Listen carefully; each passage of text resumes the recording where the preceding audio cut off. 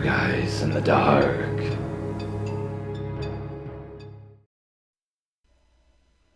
I have two taxi horror stories. Once in LA, a shuttle driver promised me that he would get me to my hotel in under 20 minutes from Lax. During early rush hour traffic, he realized that he wouldn't be able to both keep his promise and obey conventional traffic ordinances. He not only ran red lights, he failed to stop for pedestrians in the street, because, nobody walks in LA after all. But he also jumped the median separating the north and southbound freeway lanes, began to drive the wrong direction on the shoulder freeway next to us. Then, upon jumping back onto our proper northbound lanes, he had to immediately stomp on his brakes so that he could then back up on the freeway to take the exit that we had just passed. My God, I truly didn't think that we would make it alive. But he did make it in under 20 minutes. My second harrowing experience occurred in Canis, La Boca, located right next to the Canes, France. I, along with 80 other college students from around the world, were attending the annual film festival as part of Kodak's worldwide Emerging Filmmakers program. By the end of the festival, of course, we were all very tired, very broke, and looking somewhat forward to a leisurely journey back to the States. Our flight was scheduled to leave at 1 p.m., and the charter bus, all 80 of us had prepaid $50 each for this charter bus to take us to the airport on the scheduled day. It was scheduled to arrive at around 9 a.m. to deliver us to the airport by 10. Plenty of time to make the international flight to JFK. Well, when at 10 a.m. came and went, the bus never showed up. All 80 of us began to panic. We all began to call taxis in pairs just to get us individually to the airport. To put the crisis into context, La Boca and Canes are very small tourist districts. They only have maybe 15 taxis between the two towns. Plus all the cabs are the size of rabbits. Really, only 2 people with luggage could fit comfortably in one. Plus still, it is a 45-minute commute to the airport from the hotel. So, my friend Kevin and I decided to take our chances with the taxis. After spending 2 hours waiting on pins and needles for our turn to arrive, we finally were able to hail a cab. We climb inside, only to discover that the cabbies had preset the meter to begin the fare at 450 francs, which at the time was roughly $80 in American currency. The cabbies told us that they were currently having a taxi shortage. Thus, they were legally allowed to charge whatever basic fee they wished. As it was now after 12 p.m., our flight was due to leave around 1 p.m. We weren't in any position to argue with him. Upon reaching the airport, the total fare was over 900 francs. Kevin and I only had between us over 800, and the cabbies wouldn't take American currency. Yet he was unusually interested in the watch that I was wearing, which now was reading 12:45 p.m. I offered the watch to him, just so that I could pay off the remaining 100. He wavered somewhat, then finally accepted. So, the end is happy. Kevin and I make it to the plane less than 3 minutes before the scheduled takeoff. I had picked up this young couple. They happened to be overly affectionate and spent the entire trip making out in my back seat. They were telling each other that they loved each other. It was quite cute. After I dropped off the couple, I was headed back to my next fare. I happened to hear a phone ring in my back seat. I realize that it's the previous passengers. I pull over so that I can go pick up the phone, so I can let them know that I had it, that I will be dropping it off as soon as possible. Turns out that it was the guy's wife phoning to check in on him while he was on his business trip, that he was thoroughly enjoying with his mistress. I explained the situation to the woman. I told her that I will not let the husband know about it, and that if he happens to call, I will give him his phone back as soon as humanly possible. She was sobbing on the phone, but she told me thank you, and then hung up. I had to wait almost half the day before he realized that he had his phone. Once I dropped it off to him, I quickly ran away. I knew what was going to happen to this man as soon as he called his wife. I will admit first off that I have heard a lot of these deep web dark web stories and have always called bullshit. However, a close friend of mine swore that she had been to this place and that she had seen some really messed up things. Some that she would talk about, others that she refused. She said some of the things she had seen would haunt her for the rest of her life. I should have just let it go at that, but I wanted to believe that she was making it all up and there was no such place. But I was the one that was wrong.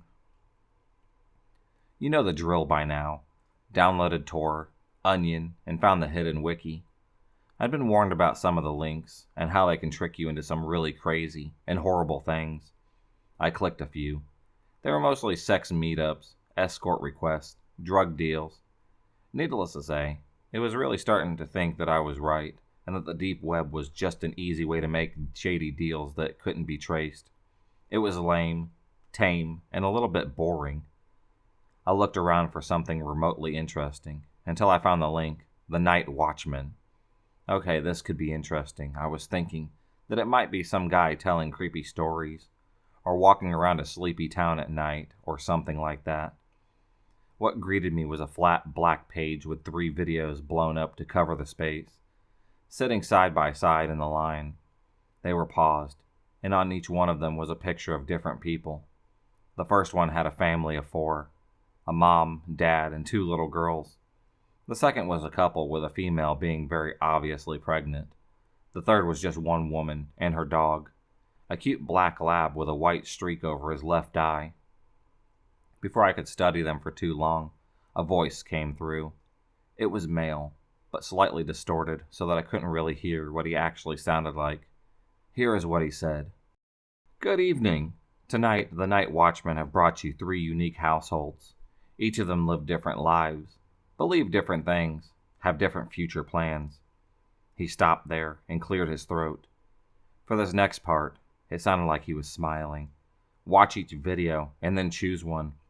I really didn't understand the point of this task, but honestly, my interest was piqued. I was curious about where this was going. I clicked the first video. There wasn't much to it. It showed the family in their home, skipping through moments of them watching TV, playing in the backyard, having supper, the parents putting the kids to bed, starting to make love. It caught off there. Thank God. I was starting to feel like a weird creep. I was seeing a part of the family's lives that were meant for only them. I reluctantly clicked the next video. I was transported into the home of the young couple getting ready to start a family. It skipped through to them in the baby's room, hugging, and generally looking excited. They ate salads at the kitchen table, went through some mail, looked through baby books and magazines, watched a show on TV, and then went to bed, snuggling up together. This one was so sweet that I couldn't help but smile at what I had seen. However, I was still a voyeur in their personal moments. I had gone through the others. I figured it was only right to watch the last one. This one was of a single woman living with just her dog. She was a bit of a slob. She had dishes piled up, laundry on the love seat in the living room, and trash that was overflowing. The other 2 had been pretty tidy, the family having some toys and laundry lying around, the couple with the very clean house. I wondered if there was a point to that, since it did show these aspects in the video. Anyways, the woman seemed lonely. She watched a lot of TV, ate a half-gallon of ice cream, checked her cell phone every few minutes, obviously hoping for a call or a text, played fetch with her dog, fed him, and then went to bed, taking her phone with her. She began to masturbate, and I began to feel incredibly awkward. Thankfully, this one ended there as well. I waited to see what was next. The videos reset and went back to the stills of each one. The voice came back over again and said, Now that you have seen, which will you choose? I sat there and watched, praying that someone else was here waiting and watching this too, and would choose. But nothing happened for a few minutes. The videos disappeared, and another 3 videos began playing simultaneously. These turned my stomach. They were all 3 tall men. I assumed that they were men by what character I could catch. They each wore the same clothing, black shirt, pants, boots, and a long black trench coat that dangled around their ankles. To top it all, they wore a large wide brim black hat. Have you decided? Which one will you choose? The voice chimed in over the obviously live feed. Death comes on swift wings for all ill-fated friends. You must choose one. That is how the game goes. He thought this was a game. I was horrified. Was I really supposed to choose who died here and who survived? It was ridiculous, and I went to close the page down. Calmly the voice began again. Before you close us down, you should know that if you do not choose one of the three shown here, your family will be next. I was startled by this declaration, but figured that he was just trying to scare me. He was doing a really good job, truthfully. Anna, he said. My heart skipped a beat. He said my name. Now I was officially terrified. I just wanted this to stop. Anna, dear sweet Anna, I know it's a difficult choice, but it must be made. Please, if you will, direct the night watchmen to their chore. The original videos came back, and I knew that it meant it was time for me to pick someone to die. Maybe it was just a horrible joke that some hacker and his friends like to play on unsuspecting deep web surfers. I stated out loud. It was more to make me feel better than anything, even though my heart was still pounding. I looked at the people once again. There was a family there. Children. I couldn't choose them. Then there was the expecting couple. I couldn't do this. It was too much. Choose. The normally calm voice barked at me. Choose now. I jumped and looked at the last one. It was the lonely woman with the dog for a companion. She had the least to lose. She was alone without kids or a husband. It wasn't okay, but I quickly clicked her video. Very well, so it shall be. The voice was calm and smooth once again. The videos of the night watchmen came back up. Night watchman, a choice has been made. You may attend to your work. I watched in horror as two of the men began walking towards the houses in front of them, and the third one walked away from a house. I was confused. I chose the lonely woman, but our watchman was walking away. He disappeared into the night, and then the feed cut off. The other two videos grew bigger and took up the screen. What's going on? What's going on? Was all I could say to myself. The two watchmen that it showed, each effortlessly broke into the houses. I was biting my bottom lip so hard that it bled. The feeds walked along with them as they each silently roamed through the houses. One watchman walked into the set-up baby room, looked around gingerly, then made his way across the hall to the other bedroom. The other watchman walked slowly down the hall, seemingly trying to decide which room to enter. He chose the children's room. I looked over to the first one. He stood at the foot of the sleeping couple's bed, holding a huge machete.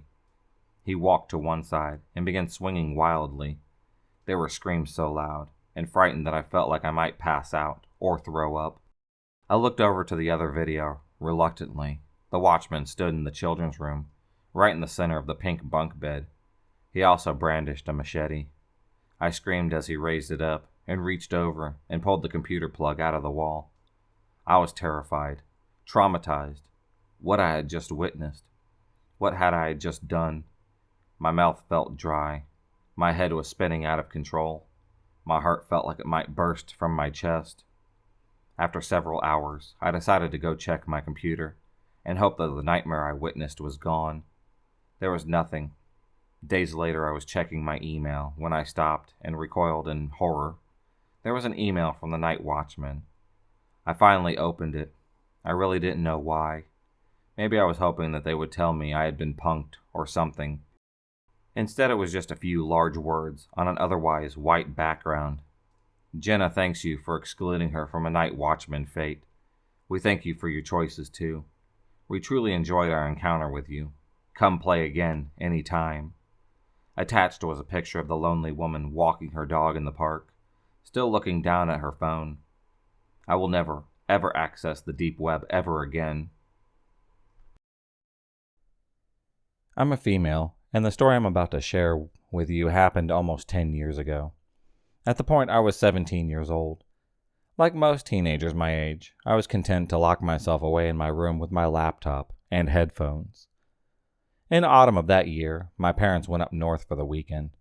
We live in Michigan, and the Upper Peninsula is famous for its scenery. I was left with the house to myself for the entirety of the weekend, and thought nothing about it. I enjoyed my privacy and didn't mind being alone. Let me tell you about the house and where we lived. Our house is very old and a modest dwelling, 2 floors and a basement. All the bedrooms are on the first floor since the second floor is unfinished. The house itself is about 8 miles from the nearest town. The backyard is pretty large with an even larger cornfield stretching out for acres, separating the property from the lake onto the other side of the trees. The cornfield stretches partially around the house, creating a wall between our house and the neighbors to the east. It wasn't isolated by any means. There are 5 houses very close by, 1 on each side and 3 across the street. A local hunter, a farmer, a retired couple, a construction worker, and the local preacher were the people that I called neighbors. It's a quiet road, little traffic, and only the occasional coyote howl to disrupt the night. A nice, calm place to live. It was day 2 of my weekend alone.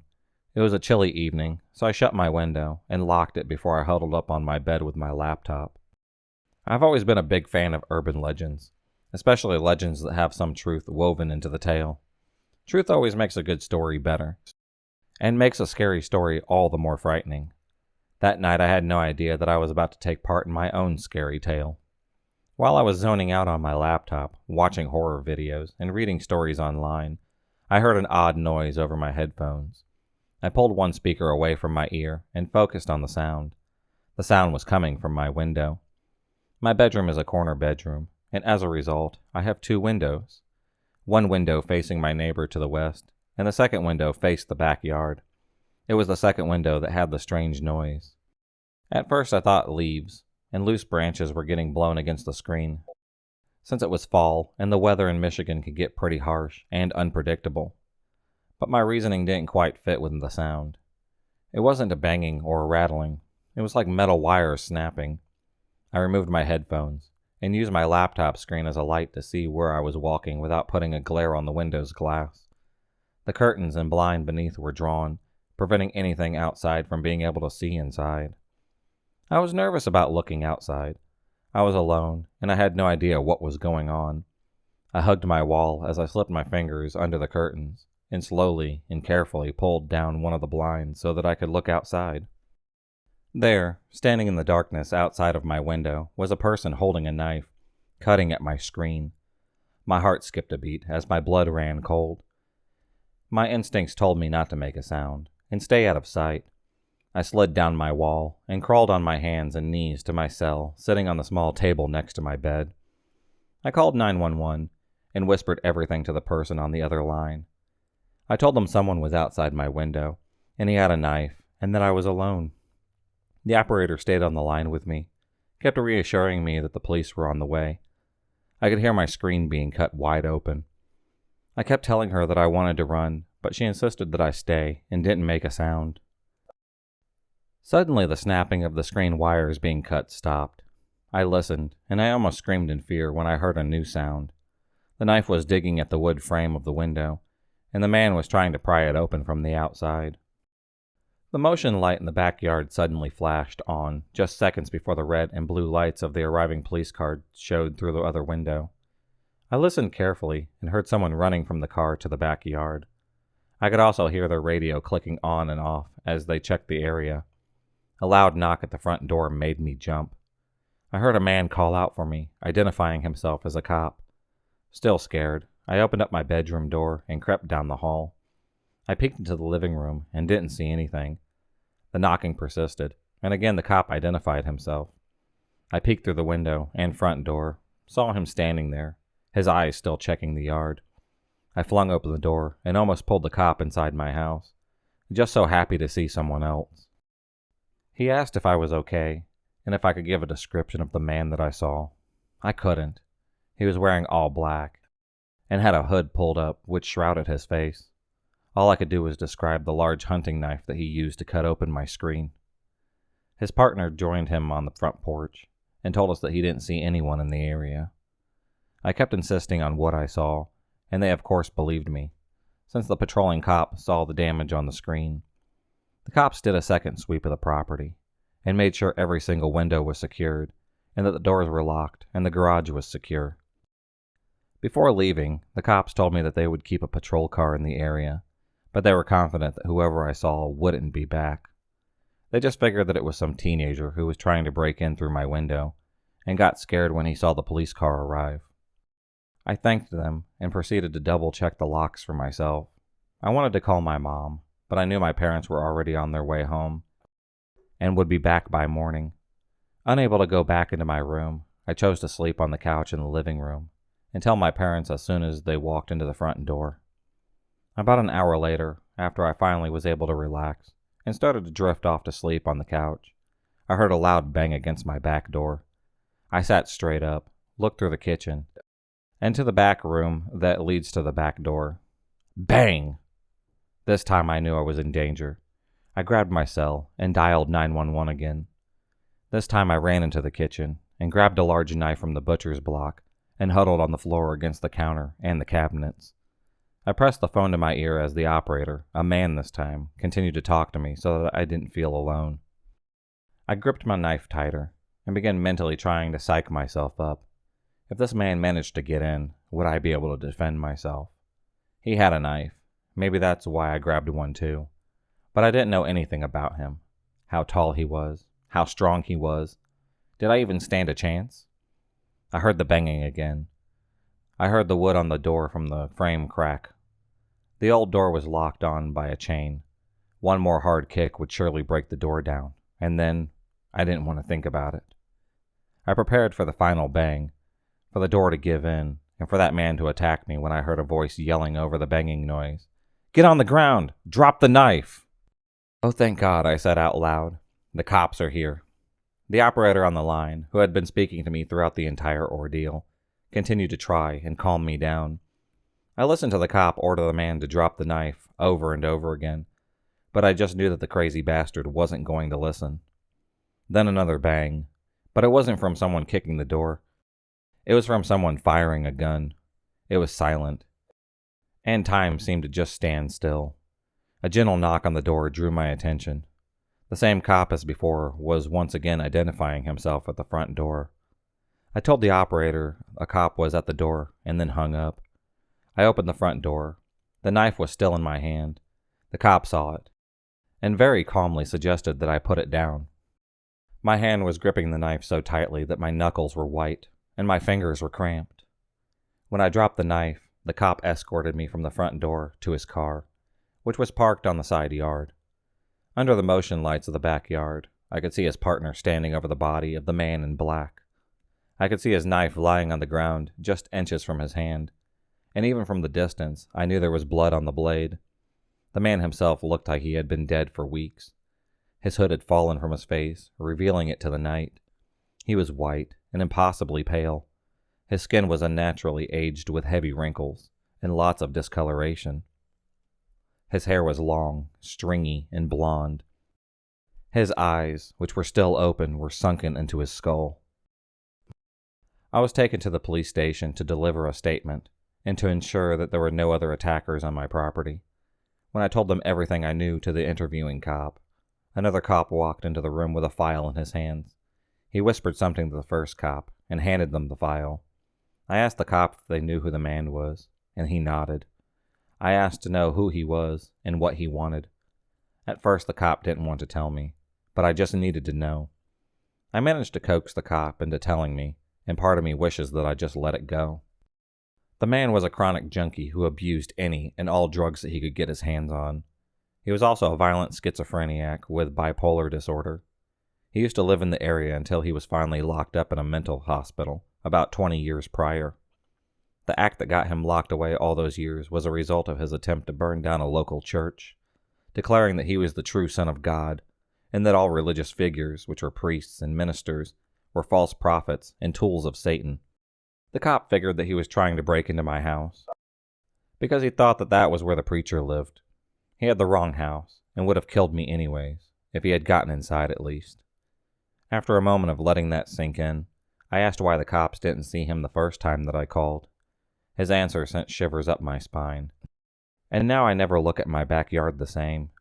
He told me that the man had hidden in the cornfield the first time, and was watching the house from between the rows. He had never left. He was always there, watching the house and waiting for the police to leave. He truly was crazy, and I'm glad that he won't be around anymore. If you enjoyed this video, please subscribe, like, and hit the bell for notifications on future videos, and become a stalker of the night. And I'll see you next time.